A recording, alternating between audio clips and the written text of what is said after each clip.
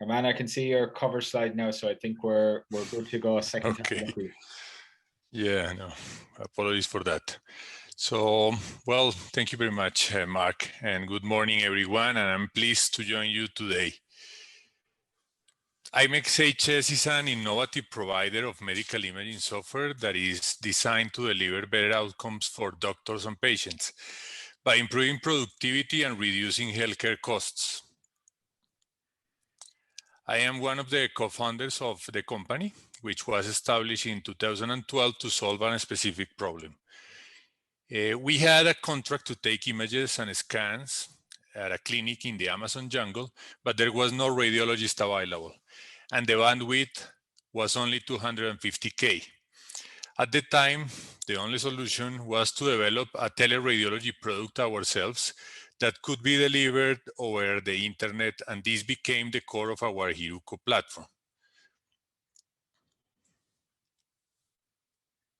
Since then, we have expanded to cover more than 250 sites across 15 countries.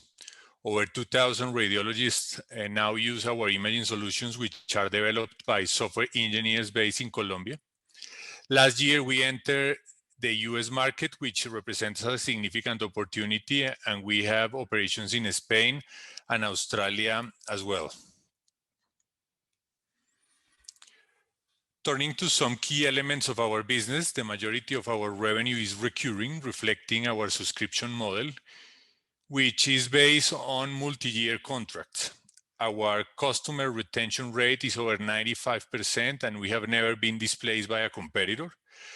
Our Hiruko platform provides customized solutions for all complexity levels, from small clinics to large hospital networks. Last May, we launched a standardized radiology solution called Aquila in the cloud, which provides small to medium-sized customers with a low-cost medical imaging solution. It has generated a strong interest, and in less than a year has contributed over 1.2 million in ARR. We also have several distribution channels and are developing AI tools from our large database of stored images. This slide shows that we have multiple runways for growth, which includes our customized Aquila product offering and our new Aquila in the cloud standardized radiology solution. We also have developed other medical verticals such as Alula for pathology and Anteros for cardiology, and are exploring other verticals such as dental imaging. In addition, we will drive growth through expansion into new markets such as US, Brazil, and Europe. This slide shows our Hiruko platform, which consists of a picture archiving and communication system and a vendor-neutral archive, an enterprise imaging system which customizes specific workflows for different clinical departments, and advanced post-processing elements, which are our most sophisticated layer. The platform also integrates advanced visualization tools from third parties such as Viral, which are available in the cloud for the first time via our platform. Hiruko also provides management functions such as scheduling and billing, and can measure the metrics of a business and produce statistics in real time. This slide shows our new business model, Aquila in the cloud, which continues to generate a strong interest and provides small and medium-sized customers with a low-cost medical imaging solution. Launched in May, it is a highly scalable business model that is supported by an extensive and growing network of distributor partners. By 16 March, we had signed 54 deals for an ARR contribution of 1.2 million. Most of these deals have come through our distributor partners, and 3 customers are located in the US. We offer our Aquila in the cloud customers 3 packages, which differ in terms of features and functionality, as well as price points. We already have customers moving to higher tiers, and in the future, there will be cross-sell opportunities as we add further tools. IMEXHS distribution model is based on a combination of direct sales and distributor partnerships, which forms part of our low-risk go-to-the-market strategy. In April 2020, we announced our inclusion on Ingram's Micro Cloud Global Marketplace, which provides another distribution channel, which is disruptive and scalable, and will assist in selling to customers in rural and remote areas. We also provide radiology services for a small number of contracts to access images for training algorithms and AI datasets. As a result, we now have a library of over 940 billion images and have developed an AI tool for detection of viral pneumonia and another one for natural language processing. Turning to our FY20 result, we were very pleased to report a strong growth across our key financial metrics, both on a reported and constant currency basis. Sales revenue of 10.9 million was 41% higher year on year and 59% higher on a constant currency basis due to new contract wins and renewals. Importantly, this was in line with the FY20 revenue guidance we provided during the year. Our EBITDA loss of 1.3 million improved by 3.3 million year on year, and IMEXHS is in a sound financial position with closing cash of 10.8 million at 31 December 2020. This slide shows that we recorded 33% growth in ARR on a constant currency basis, reflecting contract wins and renewals. This strong result was despite the ongoing pandemic, which affected decision-making by some larger operators. We are well placed to benefit from a number of macro trends in the healthcare sector, and as I mentioned, we have multiple runways for growth, including the development of other medical verticals and AI capability, as well as the extension of our global footprint. Turning to our 2021 development roadmap, we have a number of key priorities. We will enhance our Aquila platform with a new version 4.0 to provide a broader product offering to potential customers in the US and Australia. We will create the Alula Marketplace, the world's first pathology marketplace, and develop other medical verticals, including a dental imaging and veterinary information systems. Finally, we will use our rapidly growing IMEXHS library for training and testing AI algorithms. Looking ahead to 2021, we will continue to focus on expanding into new markets and converting the strong interest of our Aquila in the cloud offering. We now have the certification to build on our business plan for Brazil with 2 new distributors in place and plans to develop a new office. We are on track to achieve EBITDA break-even on a monthly run rate basis by December 2021. In summary, IMEXHS is an innovative medtech company with disruptive business models that meet the needs of small to mid-sized customers with a cloud-based medical imaging solution. Importantly, we are also competitive in delivering outstanding customized platform to the largest and most complex operators. We are growing rapidly across multiple geographies, including the world's largest market, the USA. And I will now hand back to Mark for questions. Thank you very much. Thanks, Germán. Yeah, we've got a few that were sent in ahead of time, kind of like the last presenter, and ones that have come in live now. So let me start maybe with one that came in ahead of time first. Just on the new verticals, it's around the dental and the vet verticals. The question is, are you replacing like a medical platform that has just been, I guess, used by vets and dentists with a platform that's specifically designed for their needs? So, you know, they've taken something from human healthcare in the vet space, but nobody's actually ever developed a vet-centric platform. Is that the plan there? Well, Mark, the plan in that regard is to create a specific software platforms for managing the workflows of the imaging in those two environments, the dental and the vet. We're taking obviously advantage of our existing technology, but what we are creating is a specific platform for handling images in those scenarios. Because as you mentioned, and it's very accurate, the way the practice in those fields has been happening is that they have been using human medical software platforms to replace or to cover their necessities. We are attempting to cover a gap and a particular and a specific requirement of those fields of the practice. Okay, perfect. On the Aquila in the cloud deals, gross margins in that business similar to most software as a service businesses, or what are you targeting from that business? Well, Aquila in the cloud is a business model plus a disruptive technology.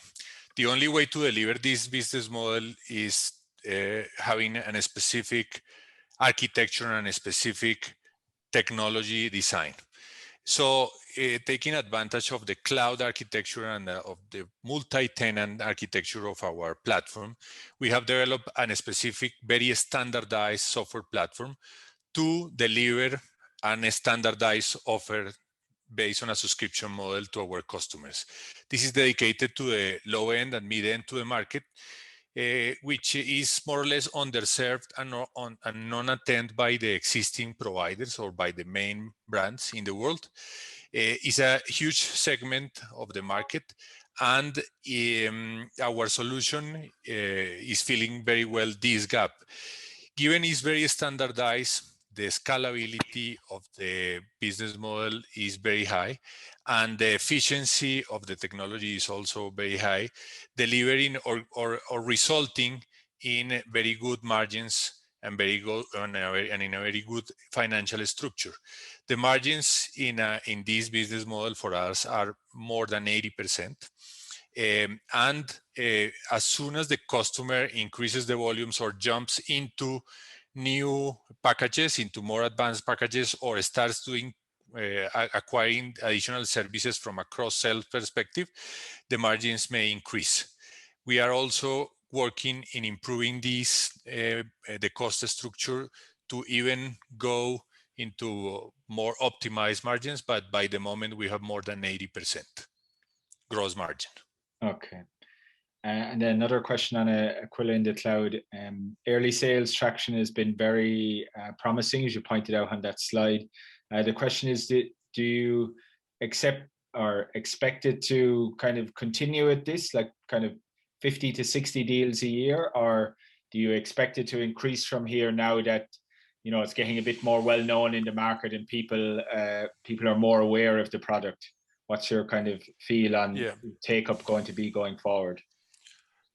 Well, our expectations on Aquila in the cloud are very, very positive, very optimistic. Since we launched this in May, it has been a bit more than 6 months, and we have been able to deliver 54 new deals. And to deliver this number of deals, the size of the pipeline behind has to be growing in the same proportion.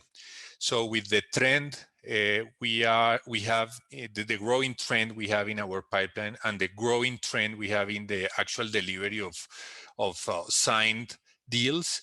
We expect this to keep growing in the same direction, but definitely it has to be more than 50 to 60 deals per year. By far more is our expectation.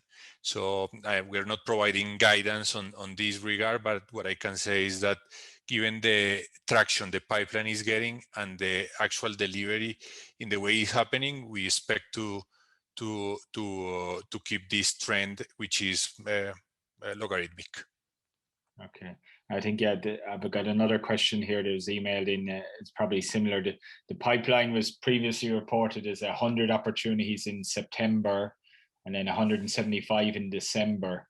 I'm guessing that has increased now based on what you just said. Definitely, Mark. We're not providing at this point guidance on that regard. But what I can say is that definitely has been growing, and in fact, a demonstration of this is the actual number of signed deals. Because if the pipeline is not as big or big in the same proportion, there is no way to deliver such amount of new deals. Okay, and then Aquila in the clouds has a bit of first mover advantage. And it seems like implementation is pretty straightforward. The question is, does this imply that the switching costs are low for people who take it up, or what would prevent competitors from releasing a similar product to compete with Aquila? Sure, very good question, Mark. Definitely, well, the details behind this model are very relevant. So this is a multi-tenant cloud and native platform, which means that we only require a single real installation in the cloud. And for each new customer, the only thing we have to do is to create a new tenant and do the integration with the modalities. This is a pretty simple step or process, which allows us to be very efficient in the deployment process. Given it's very standardized, we don't have to go through a customizing process, which is a source of regular delays. In this case, it's very standardized, 3 packages. Then the decision process for the customer is pretty simple, and the deployment is even more simple. In terms of the post-sale support, given we have a centralized installation with this architecture or deployment, the post-sale support is also very efficient. On top of that, the expansion of this business model, which is based on a low risk and low cost strategy, is through distributor partners. So we only have direct sales in a few number of geographies, essentially US, Mexico, Colombia, Australia, and Ecuador, which are very strategic for us. But otherwise, we have been selling 49 deals of the 54 through distributors across 15 countries, which shows the efficiency and in the expansion of this model. And given we are using distributors, the cost associated to this is very low. Okay. And to complete the answer, sorry, Mark, in terms of our competitors doing the same thing, well, definitely it can happen, but we have a big distance and a big advantage, and is that we have been selling 100% cloud platform since we started the company in 2012. Currently, most of the competitors available, they have in the market, they have client server technologies requiring on-premise installations. They are partially migrating into cloud, but they are most of the competitors are mostly again client server, which means that they have to do, first of all, a migration into a cloud platform, and then acquire the experience of dealing with the cloud solutions, which for us is already an 8 years experience. And then, well, we are taking advantage of being first movers on those fields, being fully web, and now in this kind of business model. Definitely, we think it will happen.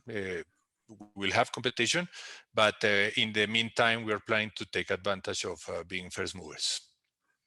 Okay, and then what's the typical size of a annual customer invoice, and are the invoices generated in local currencies for everywhere you operate, or do you bill everybody in US dollars or some other functional currency? And then how do they pay? Is it upfront, or how do you work credit control if you need to? I'm going to use this slide because we have in summary 3 streams for our revenue. Aquila Custom, which has been our traditional business model, is a pure SaaS business model with multi-year contracts of 5 years in average. We don't charge anything up front. We just charge per tiers per month. So depending on the volume, the customer has to pay us an agreed tier, which represents a fixed monthly fee or cost or price. If we jump into Aquila in the cloud, this is a standardized solution with 1 to 2 years contracts. In LATAM, in general, we use 1 year contracts. In US, 2 year contracts, and is based on a subscription model based exclusively on volume. So they have to pay a very small connection fee, and then they will have to pay per transaction. Each study they deliver or they report or they archive is a transaction, and this is counting for the monthly charges that we bill to the customer. The other verticals are charged is essentially as Aquila Custom with multi-year contracts and as a SaaS business model. Okay, great. And then the software in general, have you guys built it all from scratch and own all the IP, or is there parts of it that are open source? And if so, which ones are open source? Yeah, this slide helped me to answer this question in a very simple manner. Everything with boxes in blue has been developed by our own team. It's our own intellectual property. The green boxes are third parties elements. From third parties, we only have the voice recognition, which is more or less a common scenario in our market. The main provider is Nuance. And in terms of advanced post-processing, we have 2 providers, Viral and Alba. But otherwise, the archiving system, the viewer, the workflow, everything, the AI we are offering currently has been developed by our own team.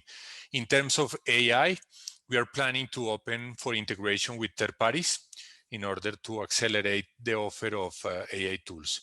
And Bravis, to clarify, is a advanced tools for post-processing of neurological imaging. It stands for brain visualization and is a pretty sophisticated tool developed by our own team as well, handling functional MRI, tractography, DTI, this pretty advanced stuff in neuro images. And then just a quick historical question. Why did you decide to list on the ASX as opposed to, I don't know, taking up a US listing or even a European listing? Yeah, well, the main reason was that during the private stage of the company, we received investment from an Australian group. One of our, well, they invested in a company in the earliest stage. After the growing rate and the behavior of the company demonstrated more maturity and more success, there was a suggestion from this group to present the company for additional investment and potentially listing the company in the Australian Stock Exchange. Even there is a huge difference in the time zone and a huge distance, geographical distance, we have seen that the ASX has been very friendly for us. There has been a lot of appetite for the size of the company, for the technology, for the future locking revenues, for the recurrent nature of the revenues, and the innovative elements we have been delivering. So it has been a fortune for us to be listed there. But the main reason, the main driver was that we had private investment from Australians before listing the company. Okay, great, thank you. And then can you talk about the competitive landscape in the larger centers, hospitals, compared to the smaller centers, and both of them kind of adopting Aquila? You know, what do they kind of see as the competitive advantages of it versus what they might have in-house or what they might be looking to change to? Yeah, well, by the moment we think that Aquila in the cloud is just suitable for the low end to mid end, given well the high end of the market requires customization and more specific functionalities. That's why we have reserved Aquila Custom for serving this segment of the market. In that field, we have all the functionalities required for being absolutely competitive. In fact, in LATAM, we have several big multi-site university hospitals. And with the recent inclusion of Vital Advanced Post-Processing, Vital is a branch of Toshiba Canon, and we have done a global agreement with them in order to provide through our platform their tools in a web product. With Vital, we are going even beyond the average offer for the high end of the market. So we are not only very competitive, we are probably going beyond with the advanced post-processing. And in terms of cost, we are very affordable and our deals are very cost effective. This is a segment that during the pandemic has been a bit quiet because those big hospitals have been more focused on attending COVID-related investments, but we expect a reactivation during 2021 of these kind of big deals coming from big hospitals. Okay, and of the deals you've done so far, I think it was 54 if I remember from the slide. Geographically, are they spread right across, or are they more focused in LATAM? Where would those 54 sit, I guess, across the various geographies today? Sure. From the 54 new deals from Aquila in the cloud, 3 are from US. It's fair to say that we just opened the office in Miami in October-November 2020. We did all the incorporation of the subsidiary during the initial 2 months, and during the first month of active sales process or activities, we delivered the first deal, and early in 2021 we delivered 2 additional deals. So 3 are from US. The remaining 51 are from LATAM across 15 countries, which is a demonstration of the scalability, geographic, and the geographic. How effective is in the geographic expansion this business model, because in 6 months to deliver 50 deals across 15 countries is a very efficient result under our view. I think that kind of talks to the next question, Germán. Typical implementation time and how labor intensive is implementation, and given, I guess, COVID, I'm guessing most of it can be pretty much done remotely. Definitely. This is one of the reasons why we deliver this, given the travel restrictions and all the lockdowns related to the pandemic. Aquila in the cloud was a reaction to all of these problems. In fact, Aquila in the cloud, given we only require a single real installation in the cloud and then just new tenants for each customer, is a pretty simple process. In fact, our deployment process takes less than 48 hours, but the actual deployment process, we have measured an internal KPI since we signed the deal until there is actual usage of the platform, and is around 50 days, but this is including all the contract sign process, the previous requirements in terms of infrastructure, internet connectivity from the customer side. But the actual segment of the deployment takes less than 48 hours for the Aquila in the cloud. Obviously, for the Aquila custom, it depends on the size and the magnitude of the deployment, but is around 3 months, the deployment process. Okay. We've had 1 or 2 more come in, but I'm conscious of time. We're just coming up on the hour now. So, Germán, I think we'll just leave it there. If you could just go to the last slide with Francois' contact details.